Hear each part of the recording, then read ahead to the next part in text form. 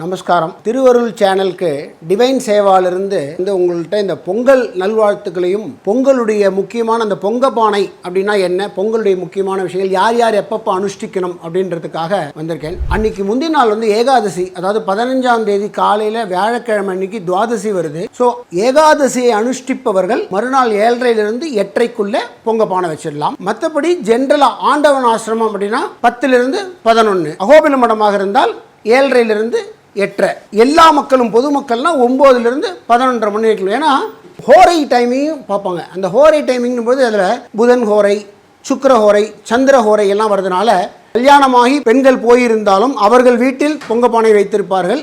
So அந்த நேரத்தில் நமது எல்லோரும் பொங்கி அந்த சூரியனுக்கு படைப்பது தான் நம்ம பொங்கல் பழைய கலாச்சாரமான ஒரு இது. இதை தாண்டி சில வீட்டில் பெரியவங்க கிட்ட கேட்டு தெரிஞ்சுப்பாங்க. அவளுடைய ஆச்சாரியன் இல்லைனா அவா வீட்டில் இருக்கிற பெரியவங்கள்ட்ட கேட்டு அந்த டைமிங்.